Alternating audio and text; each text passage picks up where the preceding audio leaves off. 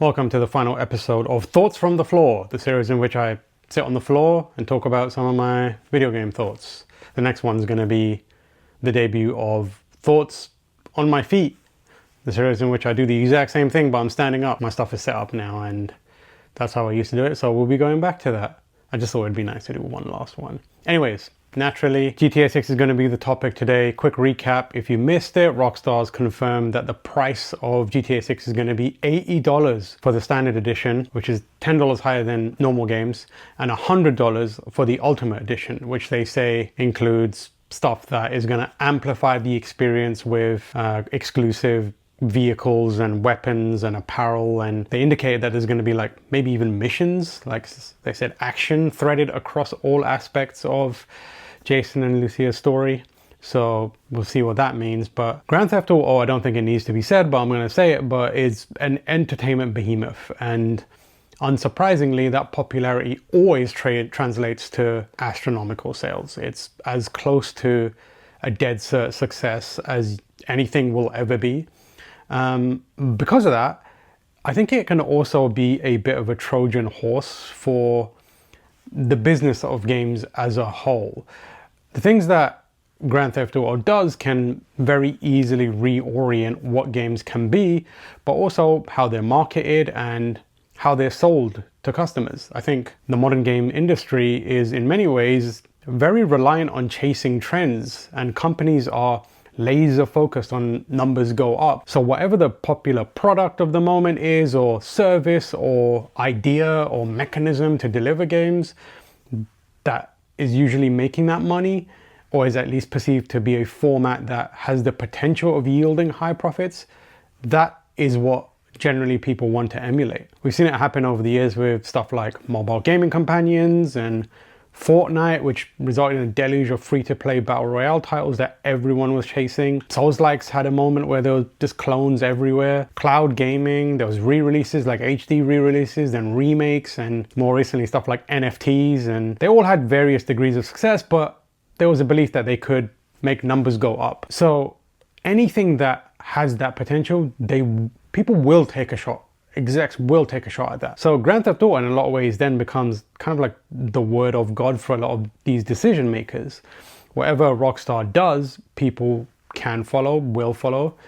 In this case, that $80 price tag for a standard version of the game is probably catching a few executives' eyes. There's always been some discussions around higher prices for games, but actual implementation is super rare. Nintendo did it with Mario Kart World. As far as I'm aware, if you buy Mario Kart World now standalone physically, I think it's still $80 and it's $70 maybe digitally. If you pick it up as part of the Switch 2 bundle, you're effectively paying $50 for it. So that's the one situation where you get it for cheap. Xbox tried it with Obsidian's The Outer Worlds 2. They bailed on that though when all the fans basically collectively gave them a massive stink eye. Other than that, not much in terms of attempts at it. GTA 6 though could be exactly what execs have been waiting for as kind of the first step in normalizing $80 games. It's kind of set up to become the poster child for what the practice and unfortunately the world we live in is. A small group of people can astroturf an idea, a cause or a perspective to the point where it becomes accepted without much input from anyone outside of those beneficiaries of that process. It's not quite the same, but I think of it as like the AI industry right now. There's a group of very wealthy, influential people that are collectively pushing AI, they're pushing data centers and overall, again, the normalization of AI. And they're able to temper, in some cases, like completely squash and stifle backlash towards AI, or at least force through what they want, irrespective of what people think. These days, I think the voice of the many isn't as powerful as the voice of the few, when the few are insanely wealthy and very dedicated to getting even wealthier. So that, I worry, is what GTA 6's price could enable. Those people who need to make the numbers go up and are powerful or influential enough to do it regardless of the feedback. This is the perfect opportunity to do that. GTA 6, in the case of that game, it's a premium flagship product that is huge in scale and scope and has the potential to provide at least dozens, maybe hundreds, for some thousands of hours of value. So there's an argument to be made that Take-Two could make where they say, well, GTA is a premium product that more than earns that price tag. And who's going to argue otherwise, given that track record? I think $80 for a game is insane, especially in this day and age. But if you ask me whether I think GTA 6 is going to be worth $80, I have to say yes, absolutely. Because I've seen Rockstar and Take-Two deliver that experience that has longevity repeatedly and do it to an exceptionally high standard. So for me, it's probably going to be worth it when all said and done. But in a world of like cynical business practices, what constitutes premium product, I think is very subjective. You can make the case for anything being premium. The publisher's obviously going to do that. They're going to present their game as a premium product, regardless of whether it is capable of stacking up to something like GTA or, in Nintendo's case, Mario Kart World. For example, take something like Lord of the Rings Gollum. Widely panned game, terrible. But before release, Daedalic Entertainment or Nacon or whoever it is could have said, this is a Lord of the Rings title. It's one of the most beloved IPs of all time. This is a premium experience. There's on paper, an argument to be made from their perspective. Ubisoft could come along and make the case that Assassin's Creed Mirage, not a bad game, smaller in scale, shorter, but Ubisoft could say this is a premium product because it's part of our premier franchise. So the idea of what premium is super subjective, and it could be twisted to get into a similar position where publishers can be like, well, ours is a premium, GTA is a premium, we think it deserves that $80. So the point being, it's very plausible that it's likely that the baseline cost of games could be raised, whether we think it's deserved or not. Unfortunately, the realities of the industry is that actually there's stuff happening that lend weight to the idea that could happen. Like, games are crazy expensive to make and they take years. So companies like Xbox and PlayStation and EA aren't going to scale down.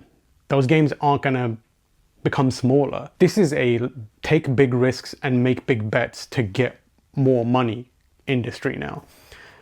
So sustainability is not something that companies at the scale of the ones that I just mentioned aspire to. They don't care about creating a safe environment for them to make games and for the people who they employ to make games. Their whole objective is growth. Late stage capitalism does not allow sustainability to be the end point of these kind of business ventures. So because of that, the games they make, like I said, aren't going to scale down. The future is going to be riskier and riskier prospects as time goes on. To a certain extent, that competition for time, money, and attention kind of makes going bigger and better a necessity. And if we're honest, we as players can't really absolve ourselves of contributing to that.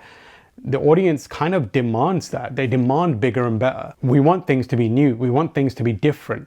So developers and publishers have to react to that. AA and indie games, I think, are fantastic. But at this point, they're all basically peanuts to an elephant. I don't think that the industry can survive on those alone. If you think about what goes into making stuff like new games, new hardware, the industry needs huge sales and revenue numbers to a degree to keep things moving and keep the audience satisfied. And as a result, there's this kind of desperation around mitigating the cost of making games in any way possible. And you better believe that an extra $10 to the standard price tag of a game is gonna look like it goes a long way towards that. The truth is that like this change, I think, has been what the industry has been like slowly creeping towards, and the $80 price tag for games, I think, is inevitable. We're gonna get there probably soon, but I think GTA at the very least is going to be the accelerant that gets us there quicker. I think the more worrying part of what GTA 6 is doing actually pertains to the Ultimate Edition that I mentioned and the access to exclusive content that comes with it. We don't actually have official confirmation or detailed information on what the wording really means, but on the GTA website, it kind of indicates that certain in-game stores will only be accessible to people that own the Ultimate Edition of GTA 6. That means that a player could conceivably like go into a clothing store in the game to try and get a Hawaiian shirt or whatever and not be able to because they don't own the right version of the game. Now it's unclear whether they just won't be able to get into the store or they can go in the store and can't buy the item, but either way that content is going to be gated from them if they don't own the Ultimate Edition. The GTA website lists like a few in-game businesses that are exclusive to them. There's like Ride Out Customs, One-Eyed Willie's, which I think both are car mod services, and then so those are listed and marked as only open for business with the Ultimate Edition, which kind of makes me think you're not even getting past the front door if you don't have that Ultimate Edition. And then the clothing stores is Stock 305, and then the tattoo shop, which I think is called Electric Fang Tattoo or something like that, those have that same message. So again, you're not getting through the front door, it seems like. I think that's a pretty frustrating change from the GTAs of yesteryear. It feels like it's a money-making mechanism taken from GTA Online but put into the single-player version of the game, which compared to the $10 extra feels way more gross to me. The industry doesn't have a particularly good track record with in-game purchases, but they keep coming back to it because they do bring in extra cash. So this actually could be the approach Rockstar is taking, and there's a strong chance that microtransactions are given a shot in the arm because of it and become a factor again. They haven't been as popular or as in your face, but this could change that. Like I said, I'm pretty cynical about how the business of video games is run today at that top tier level.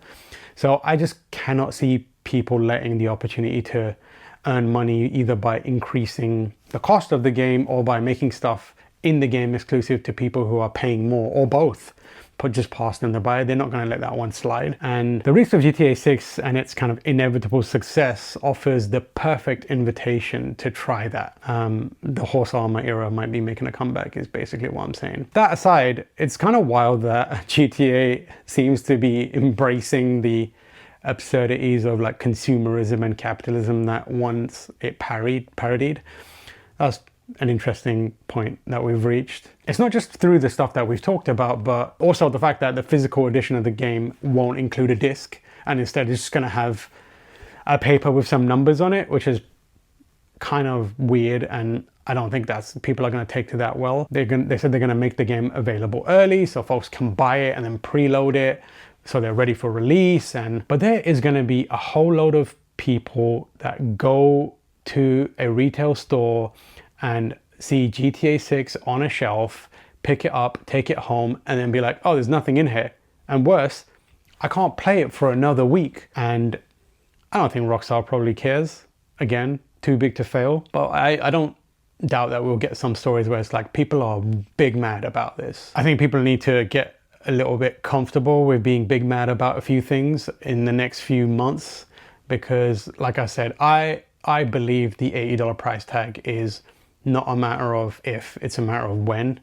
And I think that when might be coming very soon because of GTA. So we'll see how that shakes out. But anyways, those are my thoughts from the floor for this week. Like I said, next time is going to be standing up and hopefully a little more coherent. I think that's pretty coherent. You can tell me if I'm wrong in the comments.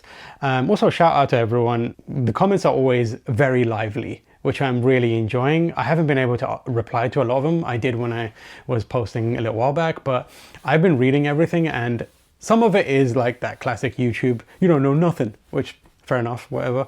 But there's also some really good points being made there, and it's nice to see like a little community of people coming together to just chat about games and respond to the stuff that I'm saying, which is very, very enriching for me.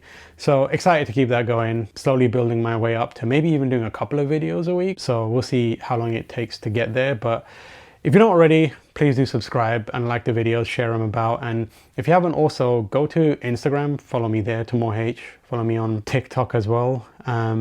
Juice those numbers. And also Twitch, because now that my stuff is set up, I probably will be getting back to streaming very soon. I've missed streaming. I think it's been like a year now at this point. My charity stream was fairly recent, but proper like game streaming. just for the funsies. It's been so long, so I'm super excited to do that. But anyways, we'll see you soon. Peace. Peace. Peace.